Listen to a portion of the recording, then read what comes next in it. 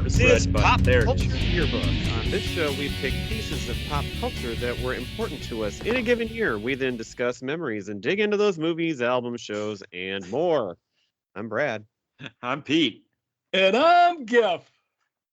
and I don't know what all those noises were, so let's just get started here. Yeah, let's get into it. Gifford, what are we talking about tonight as we close out the wonderful year of 2004? Tonight we are digging into Dodgeball, a true underdog story, a wonderful movie that came out on June 18th of that year. Had a $20 million budget, raked in just shy of 169 million worldwide at the box office. That's a lot. Yeah, this movie definitely didn't dodge the money, if you know what I'm saying. I didn't remember it being that. Did you have big. that written down? Did you No. write that down in advance? Okay. I did not write that down in advance. That was No, good. That was sir. good. Yeah, they killed it with this one. Just a great movie, a lot of fun. We'll get into our memories here of seeing it for the first time. I got to assume I went to this in the movie theater. This was 2004. This is pre-kids for me, for all of us, and I got to think I did. I own it on DVD. That's what I watched it on last night. I like to watch it on the DVDs just to see what the previews were that came out with it, and Extra features. yeah, the extra features and the Easter eggs that are on the special edition. So I checked all that out. Took me a little longer to watch this movie than if I just would have watched it on the streaming. But yeah, I just remember it as being a great movie, and I'm such a big Vince Vaughn fan. I think when we did our Mount Rushmores of entertainment, I think I had him on my Mount Rushmore. I could be wrong, but go back and check that. Remember. episode out. That was in our Stand By Me episode, so that's the one you would look for. Yeah. It's a good one. Yeah. That episode is a different flavor than the episode that we're going to be discussing tonight. A little bit. It's a wide range of topics that we talk about on Pop Culture Yearbook. We go from Stand By Me to Dodgeball. Right. Mm-hmm. What do you guys got as memories first time seeing this, or just memories in general? Well, I this remember movie? seeing it in the theater. I don't really remember who I went with, but I know we went in the theater. You were probably with me, Gifford. Could have been. I just remember this coming out in this run of all these classic comedies in the 2000s. You had Old School, you had Wedding Crashers, you had The 40-Year-Old Virgin, and they just kept humming. And a lot of them starred the same people, and it was kind of like this new, almost like a Brat Pack type of thing with these guys making all these movies. And to their credit, they were mostly pretty damn funny too. Mhm. They didn't miss very often. You love Vince Vaughn, so do I. Ever since Swingers, I also love Ben Stiller. You can't go wrong there. But I don't know if you guys know how much I have a crush on Christine Taylor. Take a number, pal. Okay, well, I'm just. He has been on my Mount Crushmore list, my laminated Ross Geller list for quite some time. I've always had a huge crush on her. Of course, she played Marsha Brady, so that didn't hurt, given my love of the Brady Bunch and Marsha Brady. But I actually go back much further than that. There was a show on Nickelodeon called Hey Dude when we were in high school, and it was just one of those dumb kid shows. And she was on that show, and that's the first time I saw her. And I loved her right away from there.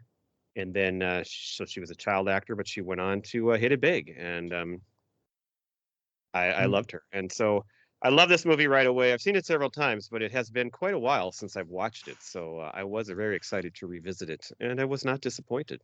Ooh. Pete. I know I've seen it once or twice before. I don't remember when, if it was in a theater. I want to say that it was just at home, probably just... I wanted something to watch, and I turned it on. Love the movie, and it's a great comedy. And don't get me wrong here, I thought it was a little bit I don't want to say disappointing, but a hair underwhelming as I watched it this time around. It just because it was very funny, a lot of funny parts, but some of it just seemed a little, and it was intended to be contrived and forced in some parts, in some ways, but that doesn't take away from the overall quality of the movie. I thought it was good. All right. Tonight. What's that, Brett? What's that, I'm Brett? not the negative one tonight. Well, no, and so you know me, I'm Mr. Negative. You got Ben Stiller, who's obviously the character of White Goodman is way over the top, and that's the way it's meant to be. It's by design. It is. He was nominated.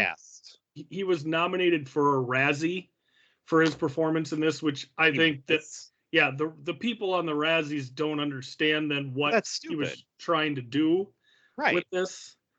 So this I don't think it should have been a Razzie. I don't think it was like that bad. No, he didn't win. Over the top and at times annoying. But that's what his character was. But that's what he was going to be for. A complete meathead, idiot, annoying, just jerk face. I mean, that's what he was. He's got it all. I know. And so this character, I agree with you that Razzie's a dumb. I mean, that should be required reserved for much worse performances where you're trying harder. Right.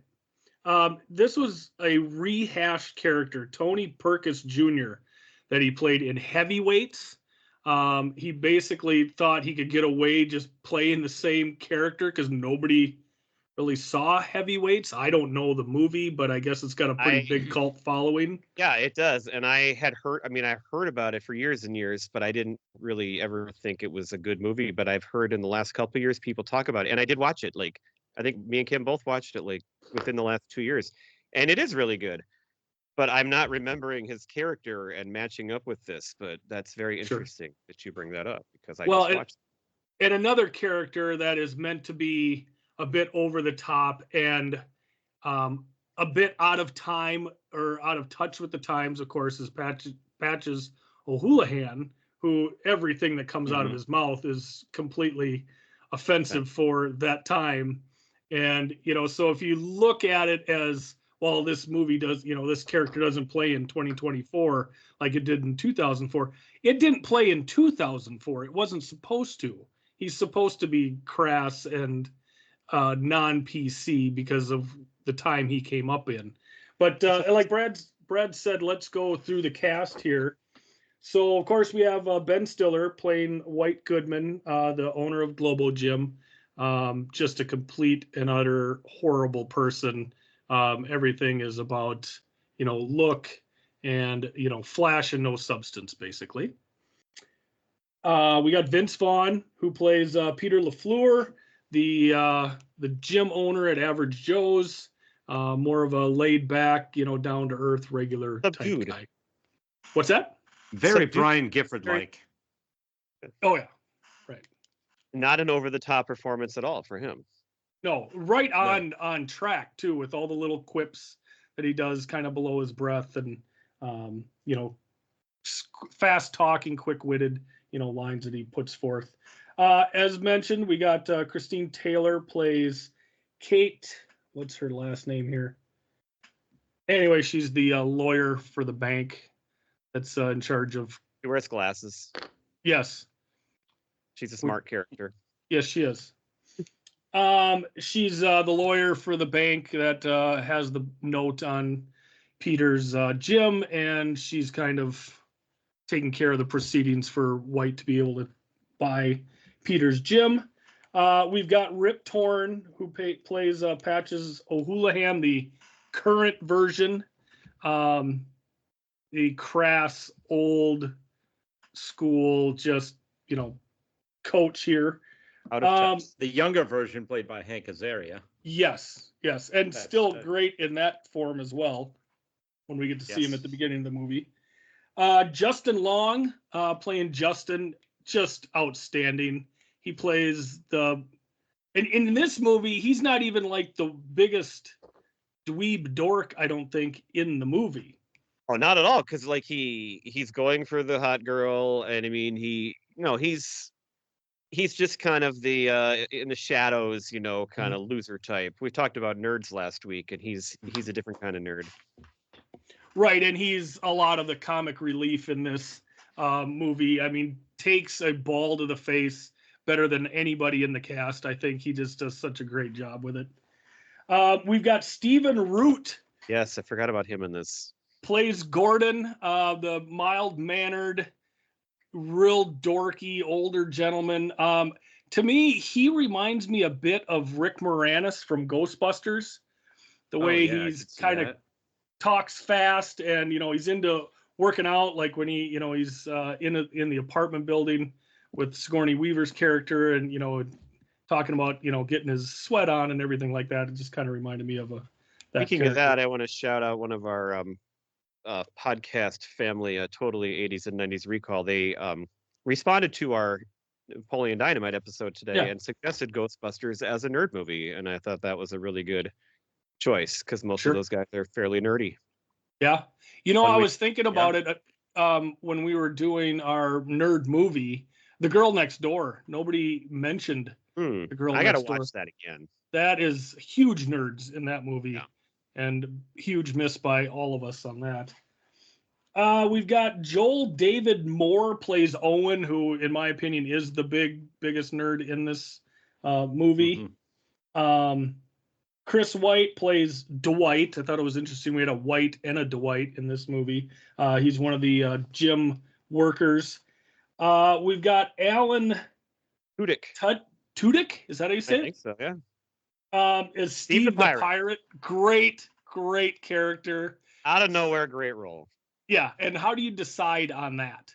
Like that to go that route? It's so random, but it's funny, and it has its great arc too, beginning to end, and the way it ended could be so dumb, but it's not really. It's like it's pretty funny and actually almost touching in a way. It was touching at the end there, yes, for sure. Yeah.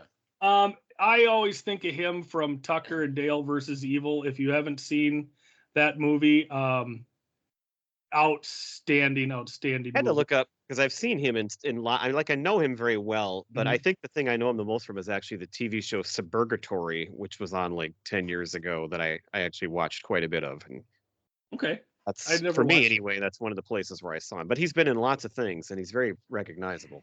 Sure. We've got the American Treasure, Gary Cole. I was just gonna say you have to call him National Treasure, Gary Cole. Yes. Thank you.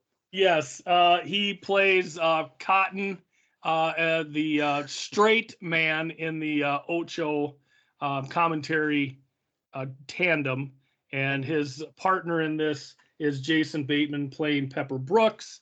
And for my money, Pepper is the best side character in this whole show. This is probably the funniest part of the movie, I thought. Yeah. I totally disagree. I guess we'll get to that later. Oh, that's good. I think. Well, first of all, Gary Cole is 10 times funnier in my opinion. His character and his delivery is as always on point, perfection. We'll talk about Jason Bateman a little later again. Well, and that's what I love about it. I meant the exchange between the two. Yes, it's not. I'm not talking about only Jason Bateman. I'm saying that. I get it between the two. Yeah. The way those two play off each other is just so perfect. And the thing I like about it is that they come in so late in the movie that this movie's doing well. You're happy with how it's going, and all of a sudden, just these two come in and just punch it up a total notch. Balls deep. Yes, exactly. We've got quite a few cameos. Oh yeah, that's my next list here. In this movie. Unfortunately, we have Lance Armstrong. Makes a cameo, but it's a great role, and if you don't, it's well done for it. If you focus on him at that time, it's hilarious, and I love his little speech is great to Vince Vaughn. For sure. Even still, even knowing the events of Lance Armstrong, it's still funny. I mean, it is. Yeah. It's well done, and it's good.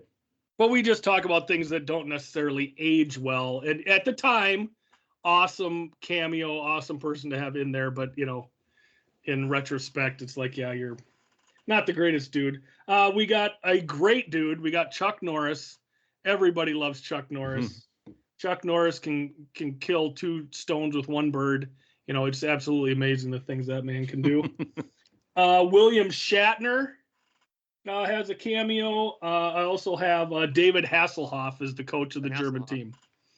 So definitely some great little cameos in here, and the cast is very strong. I did like how you've got so many actors that played with each other in other great movies. Like you've got Stephen Root and Gary Cole were in Office Space together. So there's a lot of. I think Gary Cole and Bateman were in Arrested Development together, correct? Yeah. But in Office Space, those two guys are again so perfect, but the roles are so different. Well, I mean, I guess Stephen Root, you could argue, is kind of similar because he's such a nerd, but it's such a different type of a nerd. They're so different, and they're just wonderful in everything. Yep. Again, if you haven't watched Barry, Stephen Root is so great, and that's such a great show. And the guy, he hardly ever misses either. Well, and I was introduced to him in news radio. Right. Yeah. So like when you see the character of you're used to the character of Jimmy from news radio, this larger than life, overly confident guy, and then you see Stephen Root playing the character in Office Space, and you're like, well, wait a second. It took me forever to know. I didn't know that they were the same guy for years. He's unrecognizable. Right. And that's, as John Lovitz would say, acting.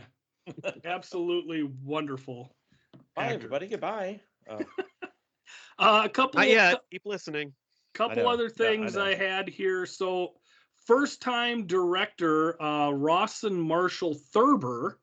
He also wrote this movie. I'd say he did, pretty good job with this. I looked at his credits. To me, this is the best movie that he's done, that he directed. He also has a cameo in this. He's the guy who throws the drink at Steve the pirate when Steve's out on the strip. I was thinking too, when we did our Las Vegas movies a long time ago, this is one we never mentioned, and could have fit into that category as well. It could have been. Yeah, for sure. Pretty significant part of the movie. Another thing I wanted to mention was the reach of ESPN 8, the Ocho.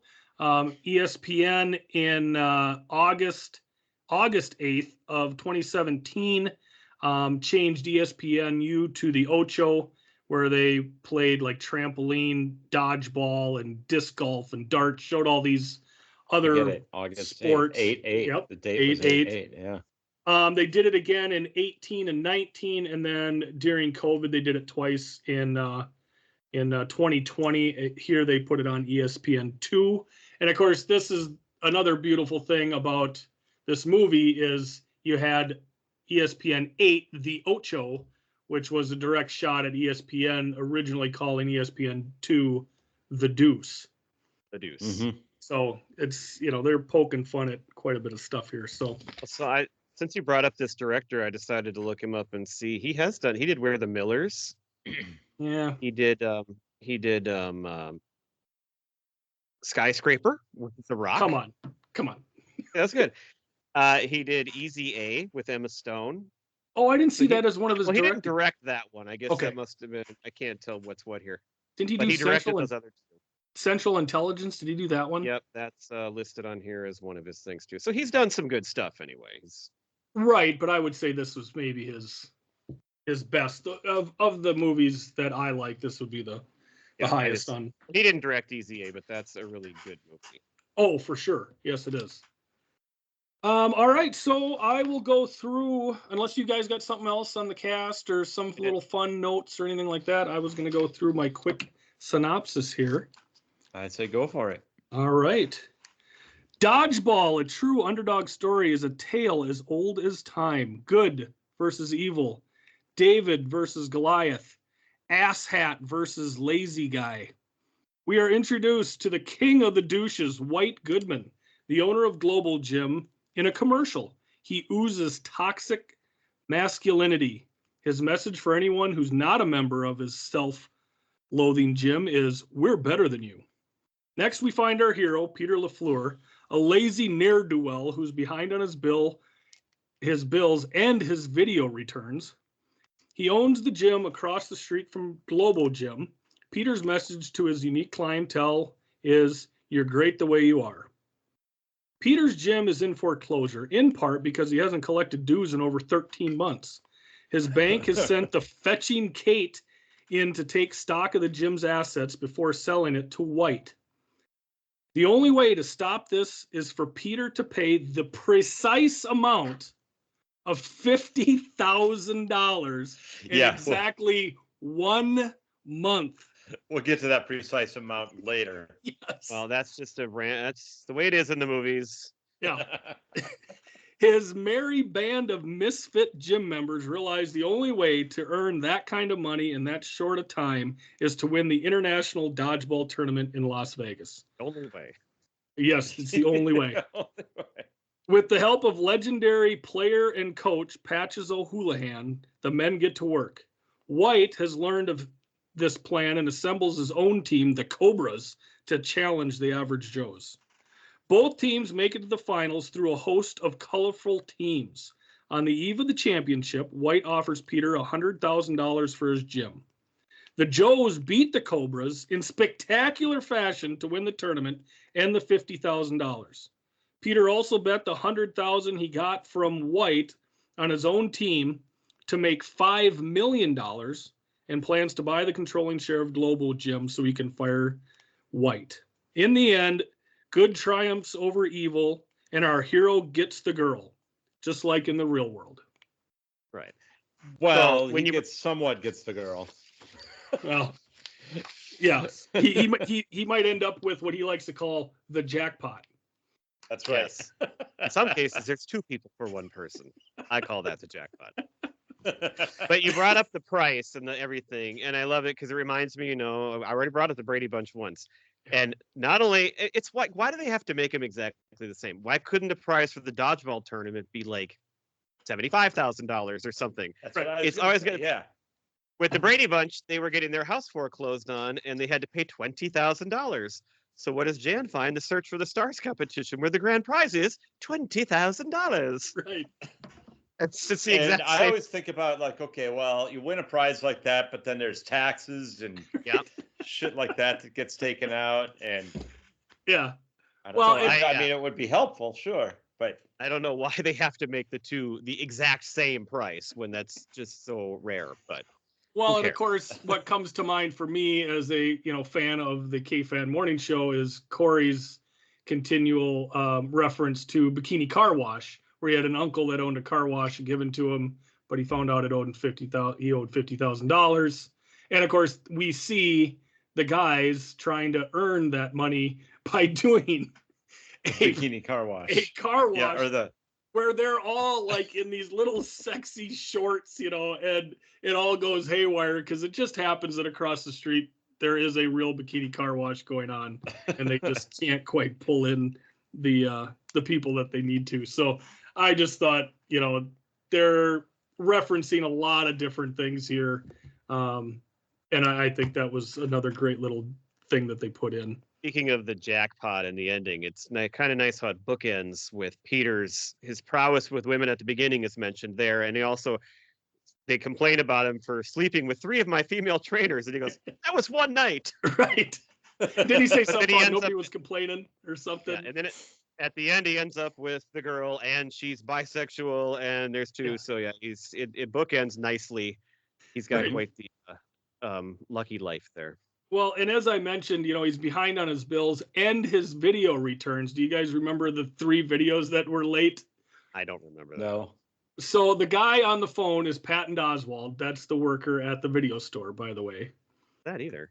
And so he has Drunken Hussies 3, Backdoor Patrol 5, and Mona Lisa's Smile.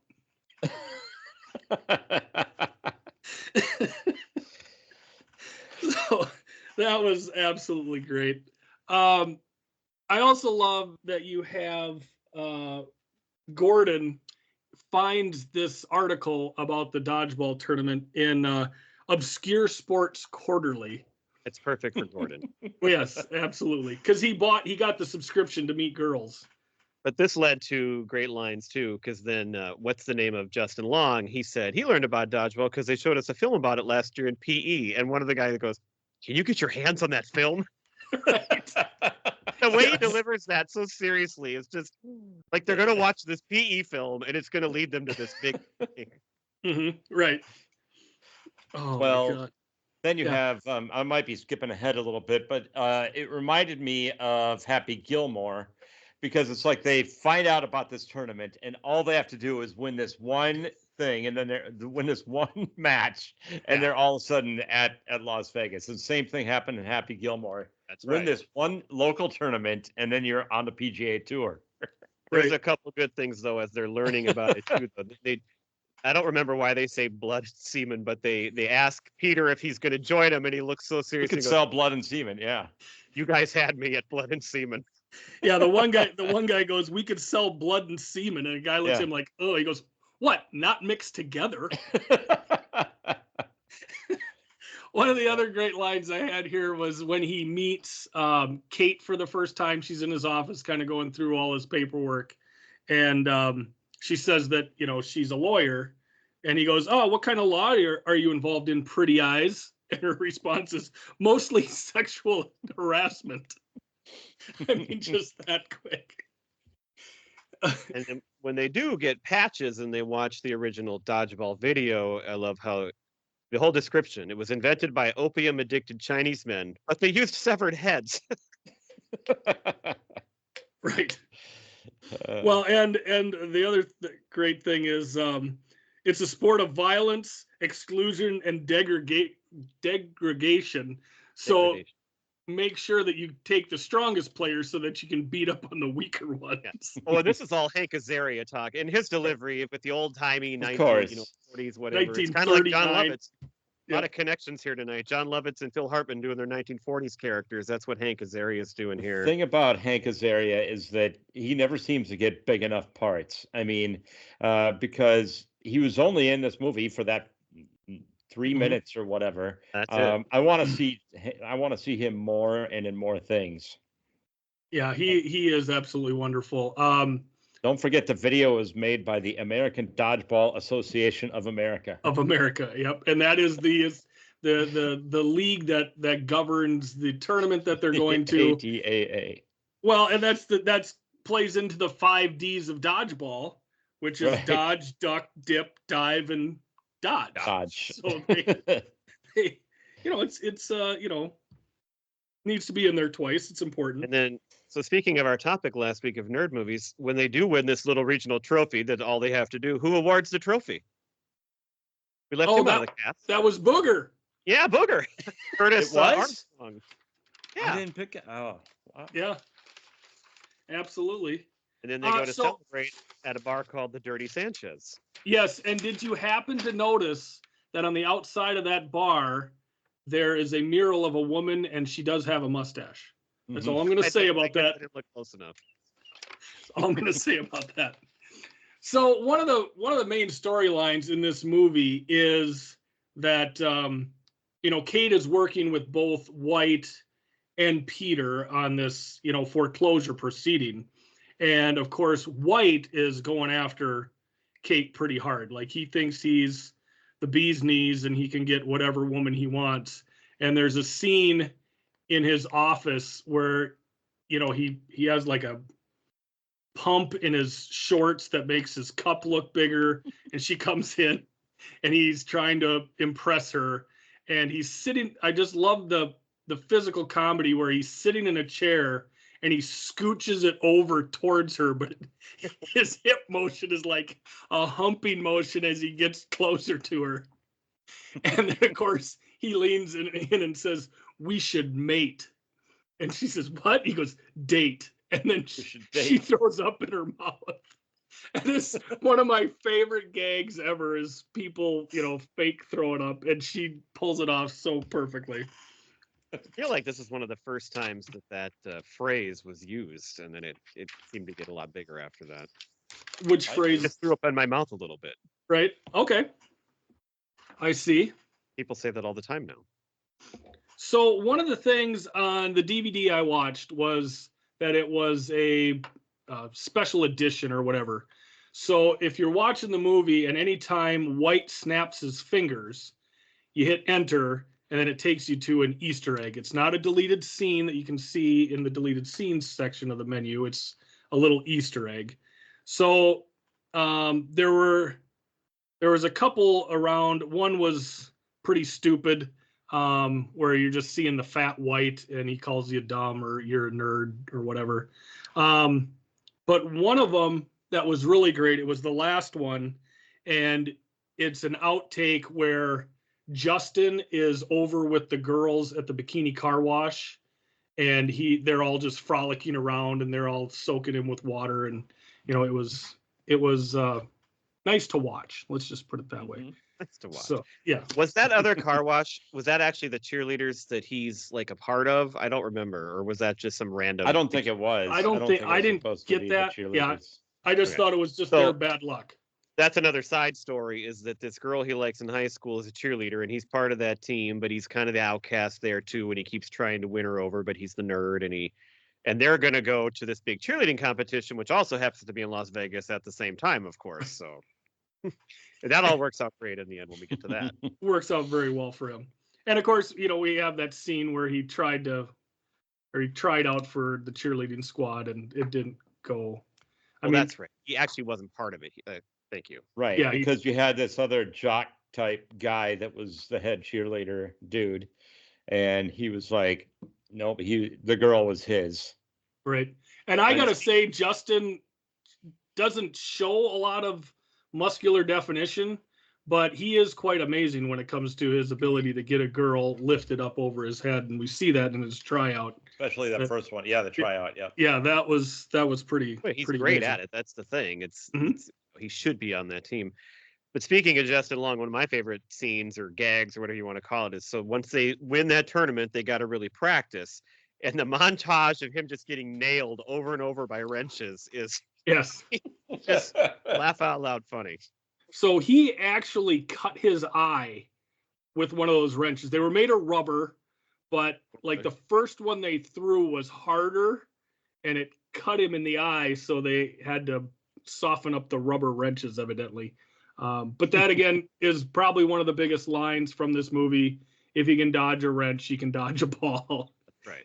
And Patches just, he takes everything up a notch with the intensity, and I mean his screaming and hollering is so off color.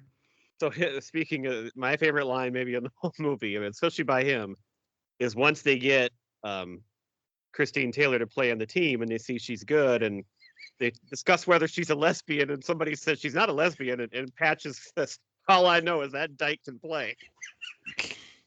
So I was discussing with Courtney whether or not I could say that word on the podcast, because I didn't say it. I love that line so much. And it's because he's off color, and yes. it's so funny. Because it's kind of like older. We just talked about in one of the movies recently where they used, actually it was Green Day, when we talked about Green Day and how they used, the F slur, and it's fitting there, and it's, because they're not using it in a derogatory way and anything. So it's a perfect line. It's so funny. I also loved when they were asking him if it was necessary for them to be using wrenches, and his line is it necessary for me to drink my own urine? Oh, by the way, when you ask Courtney if you could use that word, what does she say? Am I going to be in trouble? She was like, I don't know. This is what she said. She goes, look it up. Is it a pejorative term? I go, yeah, I'm guessing it's a pejorative term, but it's not a very commonly used one though, so it's kind of under the radar. Well, this is the other thing she said. She goes, well, Tig Notaro uses it on her podcast. And my response is, I go, well, I'm sure there's a lot of black guys that use the N-word on their podcast, but I'm not going to do it. Okay. Well, we'll move on right now, okay? I'm glad you brought it up, because I have that written down. I absolutely love that line. And the way he delivers it.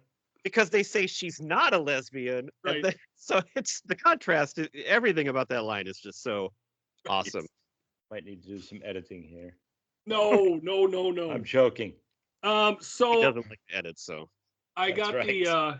The next part I got is when White shows up at Kate's house, and this white leather suit is just so on point for this guy. And again, he's just assuming he's just going to be able to do whatever he wants with her. He's so stupid.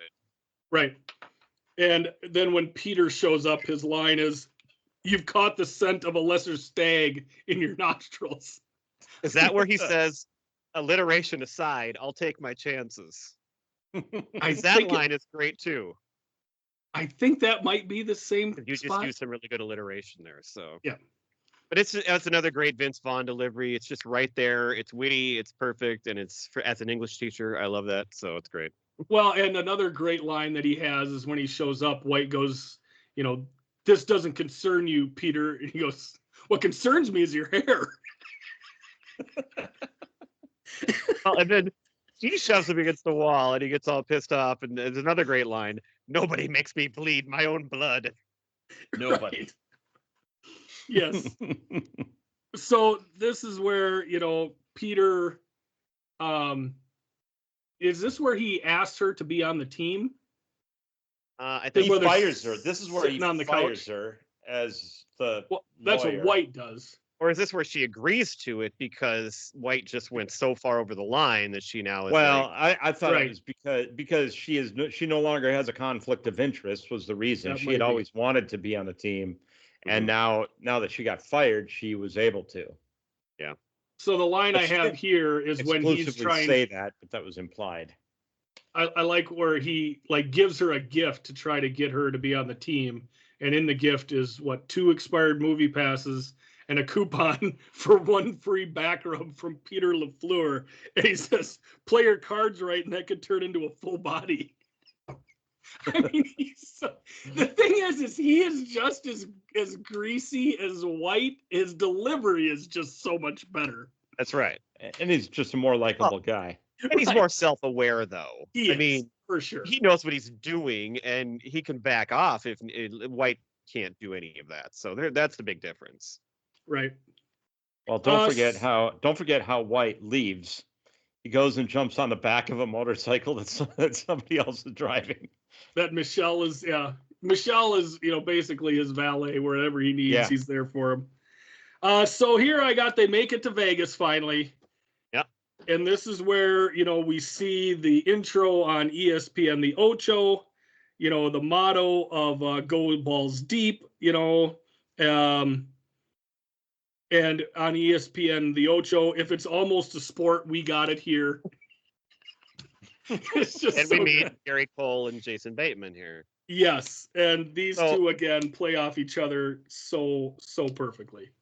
What I think is that, I love Jason Bateman and everything. And I think the concept of his character in this movie just seems perfect. Like, he looks and it Mhm. seems like everything he says is going to be funny. I just don't think it adds up. Like, he doesn't say anything funny. It's more he's stupid, Right. because he just repeats nonsense. And it doesn't come off that funny. And the funnier part is when Gary Cole just looks at him like, what the hell are you talking about? And I just feel like the character for me should be like one of the best parts of the movie. And when I watch it, I'm just like, it just isn't that funny. But that's just my opinion. See, and I'm on the other side of it because basically Cole is playing this straight, and he will say something that's perfectly fine with what he's seen, and then you've got Pepper who just says the exact same thing in just a completely stupid way. Yes, totally. And it's the over the topness of the fact that they have an Ocho channel and they call it the Ocho, and you have to have this guy who looks like an MTV VJ sitting next to him.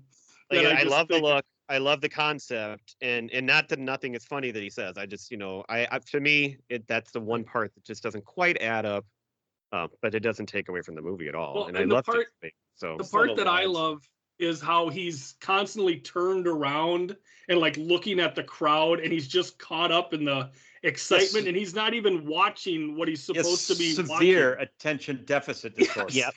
That's the funnier ADHD. part to me is the way his movements and his manic movements is funnier than his lines.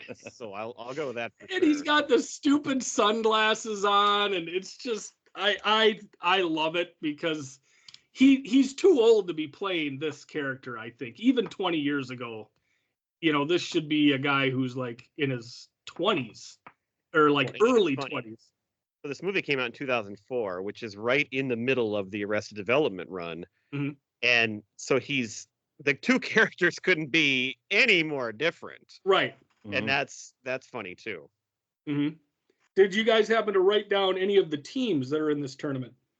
No, just that there's a German team and there's the inner city team and not names or anything. So they I don't know how they showed can play and diapers, Cotton. I never could. What team was it wearing diapers? The Kamikazes. That's what it was. Japanese. Yes. So team. you had MILFs, you had Moose Knuckles, the Clown Punchers, the She Mullets. Those are just a few that I happened to write down. We have the Dance Line Girls to kick off the tournament, and this is where Pepper has his first line. That's some good, clean family fun, eh, Cotton?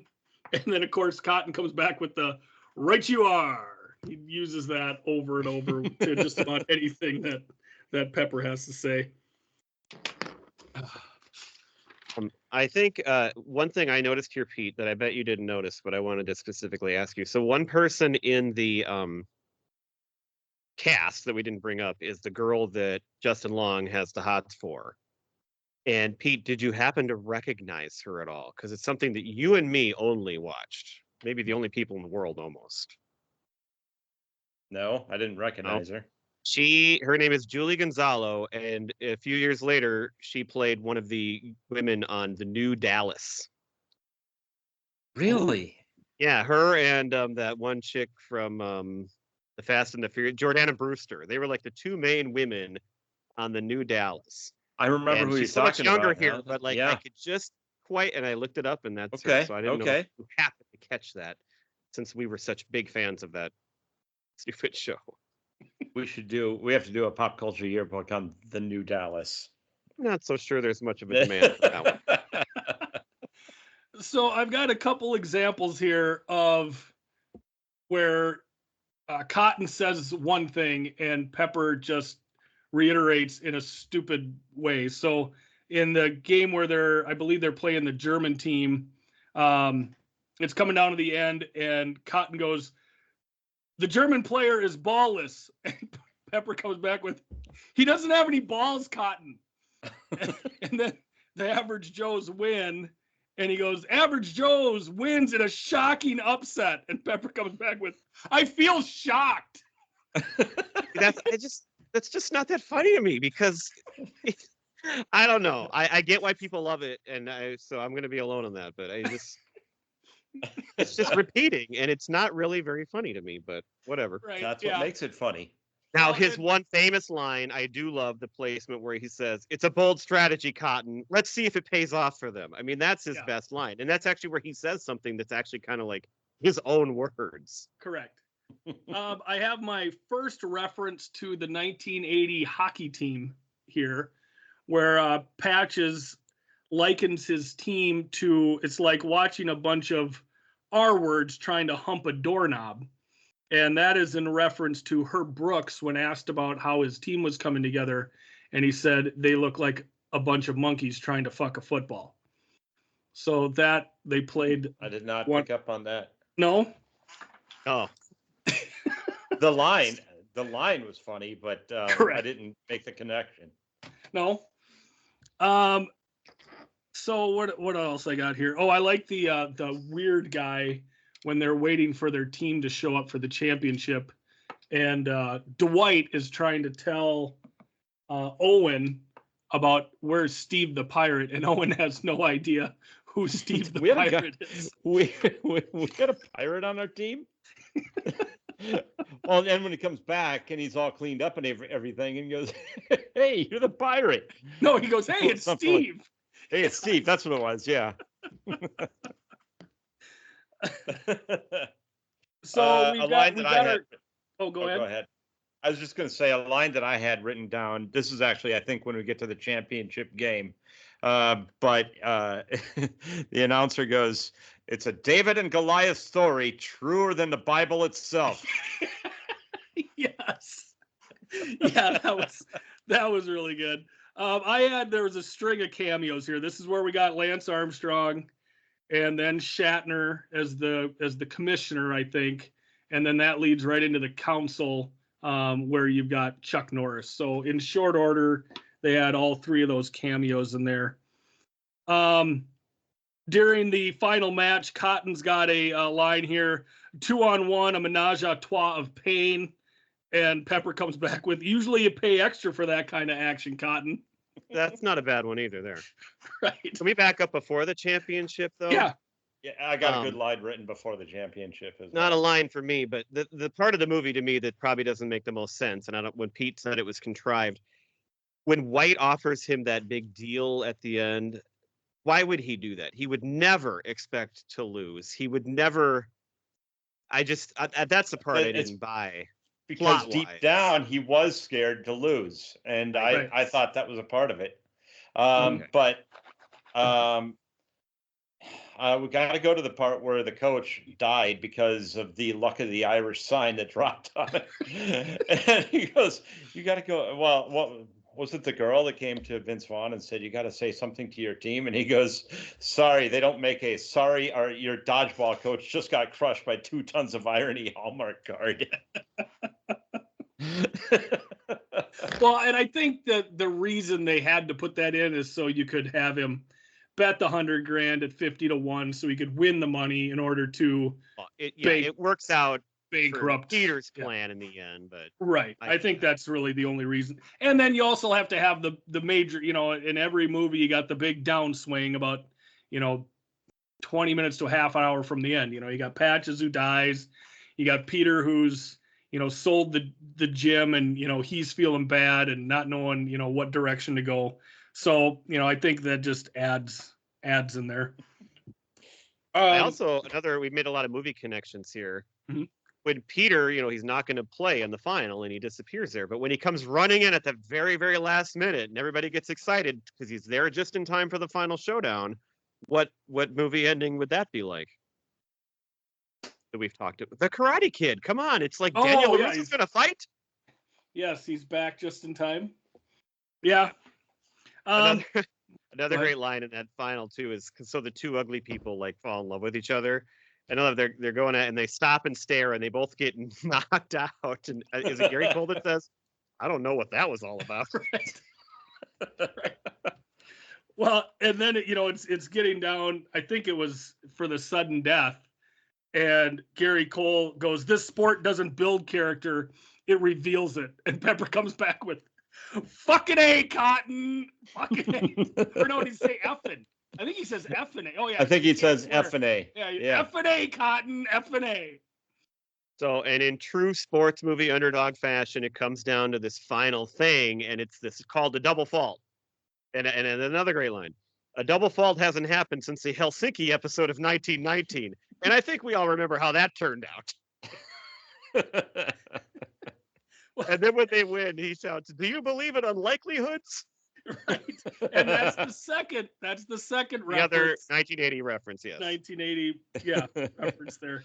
I also like where Peter blindfolds himself at the end, and Pepper comes back with, "Yeah, he will not be able to see very well, Cotton." Like, it's just so matter of fact. He's trying so hard to add anything to this commentary. He's just such a. But that is what I liked about it is because there's so many announcers that are terrible and they just say obvious, stupid spitball comments like that you don't need. That's true. Yeah. So, I mean, that pretty much wraps it up. Peter wins, in dramatic fashion over White, and, he bet all the 100,000 at 500, was it 50 to 1, 500 to 1, 50 to 1.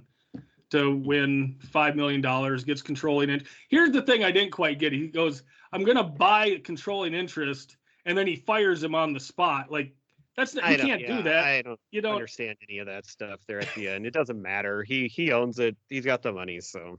Right. And then we see, of course, White has, lost his global gym, and now he's back to being, overweight and, a sad sack. And, so that's a nice little way to wrap it all up, along with the thought of Peter getting to do, the jackpot with Kate and her friend. So it's a great movie. There's a lot of laugh out loud moments for me, and it does cover a lot of ground. Like we've talked about sports movies too, and great sports scenes, and this has a lot of those kind of things. And so I loved watching it. Yeah. You do have, I made a point this time to fast forward through the credits, and there is more at the end after the credits. And it's again still White. He's overweight, sitting on his couch. This time I did see still pissed, and he's like fucking Chuck Norris.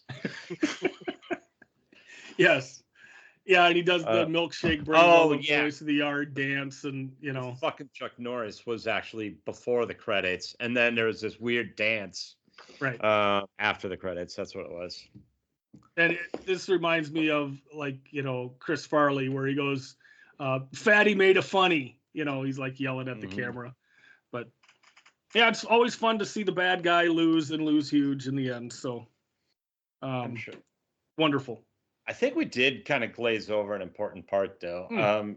We didn't talk real deep about the Lance Armstrong motivational speech. Okay. Where he is sitting down, and he goes. We did touch on it, but like what he actually said and everything. So I got it written down. He just goes through all this stuff, and eventually he's like, "I'm sure this decision won't haunt you forever." Well, it's even before that. He says, "So what are you dying from that's keeping you from the finals?" I remember when I got. I'm sure this decision won't haunt you for the rest of your life. I remember when I got brain, ball, and something else cancer all at the same time, and I thought I was going to give up. And it's such a great twist on the motivational speech that you would see at the end of a sports movie like that. It's yet another one. And even though Lance Armstrong has his own issues now, and in that movie, in that scene, it's great. Yes, it is. Perfect reverse psychology is what he's using there. All right. Yeah, do you want to kick off the credits or not credits? The draft. The draft. Top five. Yeah. So our top five for this evening, we are going to draft our top five Vince Vaughn credits. And we did already do Ben Stiller recently, right? That was our There's Something About Mary episode. We did a Ben Stiller draft. So if you want to do a little doubleheader jackpot with these two episodes, you can do that yourself. That is correct. All right, so in a ceremony before the episode, Pete, through cheating methods, evidently, I wasn't at this, he got the second spot. Through underdog story. Yes, and Brad will have the third spot. So my episode here, I will go first. Just talked about Lance Armstrong, and I'm being accused of being the cheater here. All right, so with the first overall pick in the Vince Vaughn draft, GIF is taking Wedding Crashers. Ooh, that's a sleeper pick. I think you would take Dodgeball, but Wedding Crashers, man, his character in that is so great. So many great lines, and just that confidence that he exudes through it. I'm going Wedding Crashers. It's great, but I'm not going to argue with it. But I'm happy at number 2 to get Swingers. Yeah, see, this is where I got that's where I really needed to get that second pick, because I knew Gifford wouldn't pick Swingers. No, but it's high on my list. And now the top 2 are gone. So I will go instead with, he doesn't have, I'll go with Dodgeball. Okay. I mean, it's a great role, and that's the good big role that I've got here. All right. Well, I think there's an obvious one here. I'm going to go Old School. All right. With that, I'm going to take a movie that we have talked about on this show, Mr. and Mrs. Smith. Great pick. Well, that's right. He's one of the best parts of that movie. Yeah. Yeah. Earmuffs. Isn't that I am going to take. No, that's from Old School. Like that. Oh, it is? Oh, okay. Never mind. Go ahead. Take a movie kind of like that where he doesn't have the main role, but he has a key role and a hilarious role, and that is Anchorman. Wes Mantooth. Oh, God. Mr. and Mrs. Smith was when he's living with his mom, and he goes, "Mom, I almost killed you right there. You have no idea." All right. I got 2 I'd really like to get here. I don't think I'm going to get them both. I'm going to take Freddie Funkhauser and Curb. Oh, shit. 11 episodes, but man, he was awesome in every single one of them. Have you finished it? Yeah. Oh, I didn't even know you were watching it. I was sure I would get that one. That was going to be my next pick. Well, I think you're going to take my next one on your pick coming up. He is great in that show. He's perfect casting, and that's a great one. All right. I will go with Four Christmases. Good pick.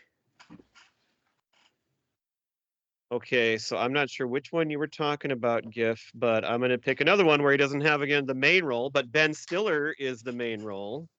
Zoolander. Yep. Working in the mines. Who's winning the Alright. match, Pop? That wasn't it, so I'm going to get this one. One of his newer releases. And I'm going with a movie that Brad suggested that I watch, and I loved it, and that is the slasher movie Freaky. I figured I would get that with either my fourth or my fifth pick. So I was just in. That's the LA one, Brad, I was referencing before the show. Sorry. You had that, yeah. Yeah. Me and my kid were just in LA for spring break, and we were in the hotel one night, and that movie was on, and I watched most of it again just 3 nights ago, and it was still as good as I thought it was. It's hilarious. He is so good in it. Yes, he is. Boy, Gifford, you basically have my list. If I could just switch out old school for swingers, that'd be the perfect list. Mm-hmm. What do you got there, Pete? It's my pick. Yes, sir. I'm going. I've got 2 Christmas movies in a row. My next one is Christmas Story Christmas, which he was the director. I don't think I know that one. It's either the director or the producer. I think that he was the director. But it's the sequel to the original Christmas Story. Yeah, we talked about it when we did our Christmas Story episode. Oh, that's what it's called. Gifford Okay, was sorry. just saying he didn't know about it. That's right. I didn't know I forgot that's what it was called. Okay. But I didn't know Vince Vaughn had anything to do with it at all. I didn't know that until I looked it up today. Wow. Well, he was producer on it, you said? Yeah. Okay. All right. Well, I'm going to go completely in a different direction here now, then, and pick one of the best war movies that I have seen in many years, and that is Hacksaw Ridge. Mm-hmm. So I have to kind of redo my plans here, but I'll take that one. That's a great movie. That is. All right, last one.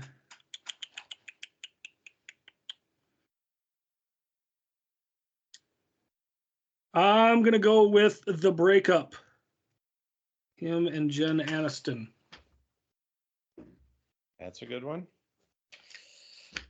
My last one, I'm going for the movie itself. He had a smaller role, but he did have a role in it, and you barely remember that he was in it, but it is a great movie overall. I'm going with Rudy. Yep. Way back. Yep. Yeah. Way back. I think one of the players. Swingers. Yeah, before Swingers. All right, so my last ones that are listed here are all pretty much about the same thing. So I guess I'll go with the one that's probably the most well-known, and that was Couples Retreat. Mm-hmm. Which was Jason Bateman in that too? Mm-hmm. Well, there is another crossover. Wow, there's been a lot of crossovers tonight. Yeah.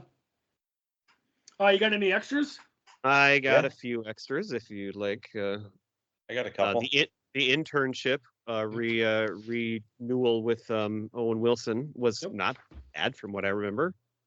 There was a movie on Hulu a couple years ago called The Binge. Gifford, have you seen that one? That's it's like a high school movie. These kids they go on a binge, and it's a party drinking movie, but I think he's the principal of the school. It's like a different role. It was decent. I mean, it was, I'm looking for what to fill it out with here.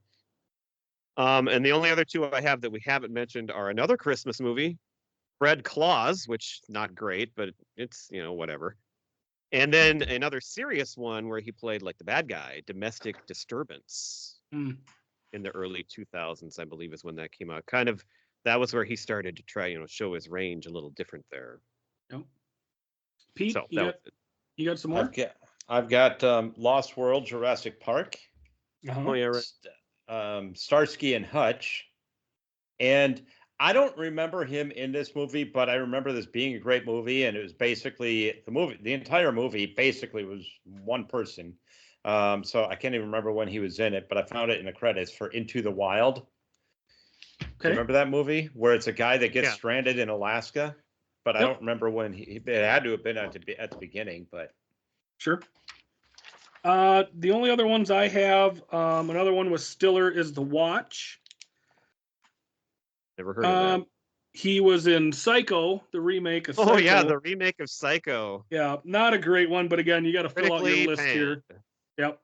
And then the last one I've got from 2001, another effort with him and Favreau as low-level boxers is made, and I actually have that on DVD. And I do too, because I have my Swingers DVD actually as a combo of those movies. Yeah, I was really excited for Made because it was like, not a sequel, but like, the same feel. The next movie with those guys, and it just wasn't. It didn't have the same magic. No, it didn't. No, it's okay though. Whatever. But it was still worth the mention. Yeah. All right. Well, you know what I think that is, guys. It's time to close the yearbook. It's time to close it up. Oh my God! Did it again. We made it through another month. Wow! Great job, fellas. That was a lot of fun. What page are we opening to next month? We're gonna go back. Yeah. Back in time. Speaking of Huey Lewis, we're gonna go back to 1983 next month. Oh my God, I can't wait. I hear sports were really good that year.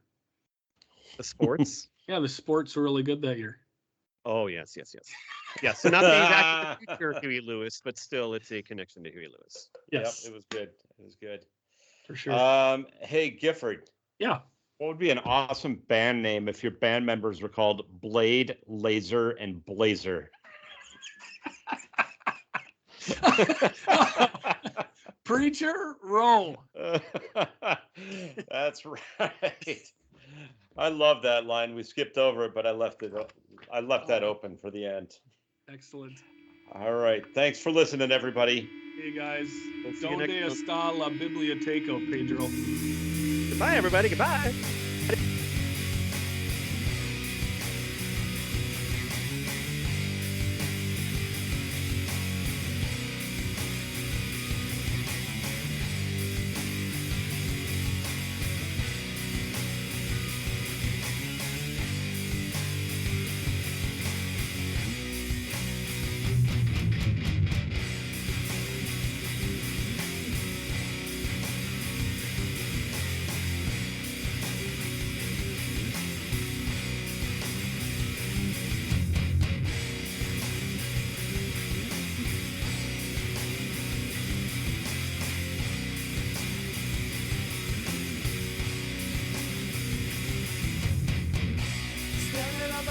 No one's here to comfort me. Sorry for what I have done. Sorry that your son is gone. 7 steps and it will be my last. And start jumping on my back. I turn and I look to you. I'm scared but there's nothing I can do. And hide if you want to.